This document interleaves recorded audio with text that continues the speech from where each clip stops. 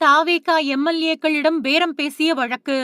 செந்தில் பாலாஜி வழக்கை கையில் எடுத்தது அமலாக்கத்துறை. தமிழக வெற்றிக் கழக எம்எல்ஏக்கள் குதிரை பேர வழக்குல அமலாக்கத்துறை தரப்பும் விசாரணைய தொடங்கியிருக்கு. ஏற்கனவே தமிழக அரசு விசாரணைக்கு இடையில இதுல ஹவாலா பணம் பயன்படுத்தப்பட்டதா புகார்கள் இருக்கிறதால அமலாக்கத்துறை தரப்பும் விசாரணைய தொடங்கியிருக்கு. தாவேகா எம்எல்ஏ இளையராஜாவை விலைக்கு வாங்க முயன்ற வழக்குல திமுக முன்னாள் அமைச்சர் வி செந்தில் பாலாஜி அப்புறம் அவரோட சகோதரர் ஆர்.வி. அசோக் குமார் இவங்களுக்கு சென்னை உயர்நீதிமன்றம் முன்ஜாமீன் வழங்கியிருக்கு. இந்த தீர்ப்பு தாவேகா தரப்புக்கு பெரும் பின்னடைவா கருதப்படக்கூடிய வேளையில தற்போதைய புதிய திருப்பமா இந்த வழக்குல அமலாக்கத்துறை நேரடியா களமிறங்கியிருக்கு. தாவேகா எம்எல்ஏக்கள் கிட்ட பேரம் பேசப்பட்ட விவகாரத்துல கோடிக்கணக்கான ரூபாய் ஹவாலா பணம் கைமாறி இருக்கிறதா காவல்துறை நீதிமன்றத்துல தெரிவிச்சிருந்தது. இதை தொடர்ந்து சட்டவிரோத பண பரிமாற்ற தடை சட்டத்தின் கீழே இந்த வழக்க அமலாக்கத்துறை தாமா முன்வந்து தன்னோட கைகள்ல எடுத்திருக்கு. ஏற்கனவே இந்த வழக்கோட விசாரணையப்போ கணக்குல காட்டப்படாத 50 லட்சம் ரூபாய்க்கும் அதிகமான ரொக்கப்பணம் பறிமுதல் செய்யப்பட்டிருந்தது.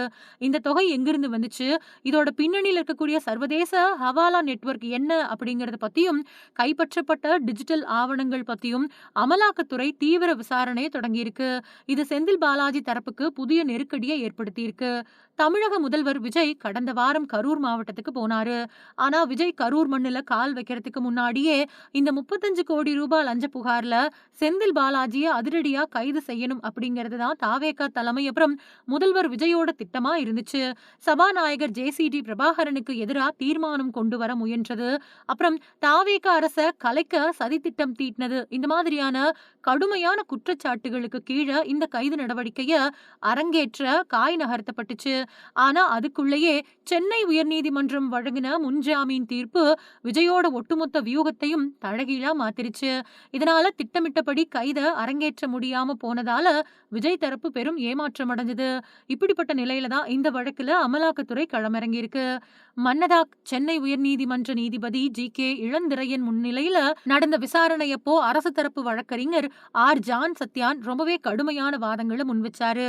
இது சாதாரண வழக்கல்ல, ஆட்சியை நிலகுலைய வைக்க ஹவாலா பணத்தை பயன்படுத்தி 10 தாவேகா எம்எல்ஏக்களை தூக்க நடந்த சதி. இதுல முக்கிய குற்றவாளி சிங்கப்பூருக்கு தப்பியோடிட்டான். எம்எல்ஏவுக்கு 35 கோடியும் இடைத்தரகருக்கு 5 கோடியும் பேசப்பட்டிருக்கு. அதனால இவங்களுக்கு முன்ஜாமீன் தரவே கூடாது அப்படின்னு அடுக்கடுக்கான குற்றச்சாட்டுக்களை வச்சாரு. இருந்தாலும் செந்தில் பாலாஜி தரப்புல ஆஜரான மூத்த வழக்கறிஞர் என்.ஆர். இளங்கோ தொலைபேசி அழைப்பு வந்ததா சொல்லப்படக்கூடிய நாளுக்கும் புகார் அளிக்கப்பட்ட நாளுக்கும் இடையில 2 நாட்கள் காலதாமதம் இருக்கு.